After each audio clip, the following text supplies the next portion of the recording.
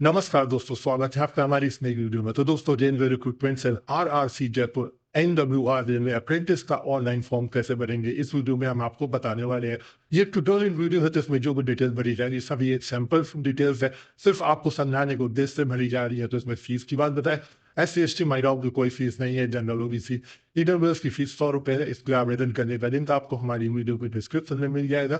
साथ ही ये लिंक आपको SarkariResult.com और RojgarResult.com पर भी मिल जाएगा।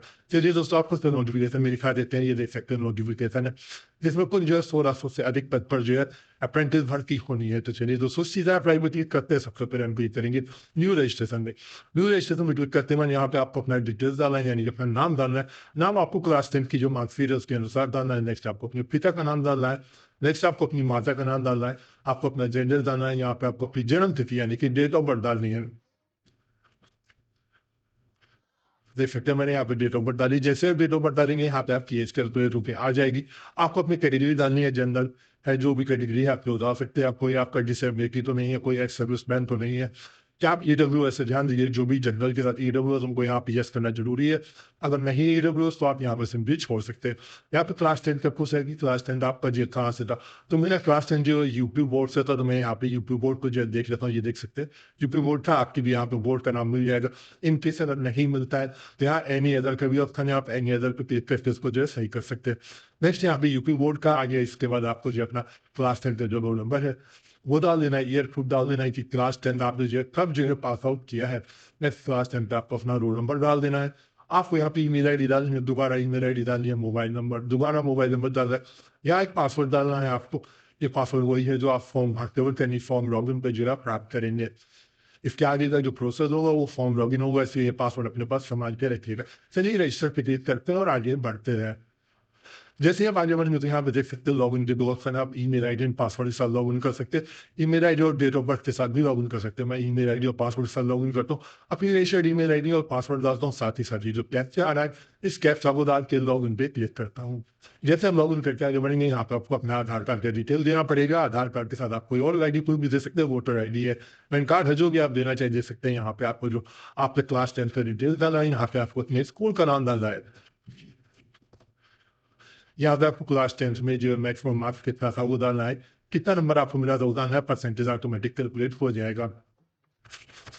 तो कैलकुलेट नंबर यहाँ पे आप देख सकते हैं। यहाँ पे पूछा है कि आप जो RRC जयपुर के किस यूनिट के लिए अप्लाई कर रहे हैं। तो यहाँ पे देख सकते हैं अलग अलग यूनिट है। तो इस यूनिट वाइज वैकेंसी का डिटेल्स भी अगर आप देखेंगे तो नोटिफिकेशन में दिख जाएगा। साथ ही साथ ये जानकारी आपको सरकारी रिजल्ट RRC पर भी मिल जाएगी। तो मैं यहाँ पे एलिजिबिलिटी अप्लाई कर रहा हूँ। कुछ आपका आइडिया ट्रेड कौन सा था, तो जो भी आपका ट्रेड हो यहाँ पे ट्रेड सेलेक्ट कर लेना है। फिर जैसे मैंने फिटर किया था तो यहाँ पे फिटर आ चुका है। इसमें कुछ ITI आपने जो तब पास आउट किया है, आपका जो NCVT या CFT का जो सर्टिफिकेट नंबर है वो क्या है। आपको जो रिजल्ट आया है वो रिजल्ट पे यहाँ पे आप देख सकते हैं कि रिजल्ट आपको जो कब मिला है। आपका जो नंबर था, कितना नंबर था, मैक्सिमम मार्क्स कितना था, आपको कितना मार्क्स जो मिला है उसमें परसेंटेज आपका आ जाएगा। आपके इंस्टीट्यूट का नाम क्या था,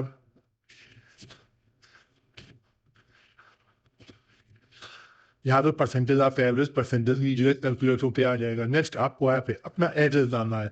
तो मैं यहाँ पे अपना एड्रेस डाल देता हूँ, स्टेट डाल देता हूँ। नेक्स्ट अपना जो डिस्ट्रिक्ट है वो डाल देता हूँ।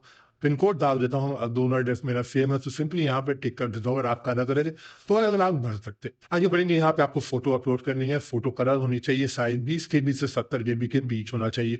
इसी तरह सिग्नेचर का साइज 20 KB से 30 KB के बीच होना चाहिए। बहुत ही जो है टास्किंग वाला साइज हो जाता है, क्योंकि एक ऐसा जब साइज बन जाता है। लेकिन मैं आपको शॉर्टकट तरीका बताता हूँ कि आप जो यहाँ पे कैसे कर सकते हैं। इसके लिए आपको हमारी वेबसाइट खोलिए SarkariResult.Tools। यहाँ पे देख सकते हैं ईमेल रिसाइजर का ऑप्शन है, आपको इस पर क्लिक करना है। जैसे आप इस ऑप्शन पे क्लिक करेंगे, इसका लिंक भी मैं आपको वीडियो के डिस्क्रिप्शन में दे दूंगा। तो जैसे आप उस पर लिंक करेंगे, यहाँ पे इस तरीके का अपलोड का ऑप्शन खुलेगा। अपलोड करने के बाद मान लीजिए आपका साइज ज्यादा आ रहा है, यहाँ पे आप जैसे अपलोड करेंगे आपकी इमेज का साइज जो है यहाँ पे दिखने लग जाएगा। मान लीजिए साइज ज्यादा है तो यहाँ पे विड्थ और हाइट आपको कम करके रिसाइज वाले बटन पे क्लिक करना है। तो जैसे क्लिक करेंगे रिसाइज होने के बाद फोटो आपकी डाउनलोड हो जाएगी। इसी तरीके से आपको फोटो सिग्नेचर को दोनों को तो वापस चलते अपने एप्लीकेशन फॉर्म पे। यहाँ पे हम अपनी जो फोटो लगाते हैं और सिग्नेचर को अपलोड करते हैं। इस सकते हो मैंने फोटो सिग्नेचर की और आपको समझाने के लिए अपलोड कर दिया। अपलोड करने के बाद यहाँ पे सेव एंड नेक्स्ट आपको बटन दिखाई देता, आपको उस पर क्लिक करना है। जैसे आप उस पर क्लिक करेंगे देख सकते हैं पूरा फॉर्म का प्रीव्यू खुल के आ चुका है। आप उसको अच्छी तरीके से चेक करना है। चेक करने के बाद अगर आपको लगता है कुछ भी गलत है, तो यहाँ पे डेटा एप्लीकेशन पे क्लिक करना है। अगर आपका सब कुछ सही है, फिर यहाँ डिक्लेरेशन पे क्लिक करने के बाद सेव एंड कंटिन्यू पे क्लिक करना है। तो हमारा सब कुछ सही है, हम सेव एंड कंटिन्यू पे क्लिक करते हैं। जैसे ही हम आगे बढ़ेंगे तो यहाँ पे आएगा कि आप ये बल्कि अपने फॉर्म को दोबारा चेक करना चाहेंगे, क्योंकि इसके बाद अगर आपने फॉर्म को लॉक कर दिया तो उसके बाद कुछ भी चेंजेस नहीं होगा। तो इसको अच्छी तरीके से चेक कीजिए, उसके बाद ही लॉक कीजिए। लॉक करने के बाद जो भी करने जिनको पेमेंट का रिक्वायरमेंट है वो अपना payment debit card, credit card, net banking के माध्यम से कर सकते हैं। तो दोस्तों आज की वीडियो में कई वीडियो कैसी लगी जरूर बताइएगा। फिर मिलेंगे बहुत जल्द एक नई वीडियो के साथ, तब तक के लिए इजाजत दीजिए। नमस्कार, धन्यवाद।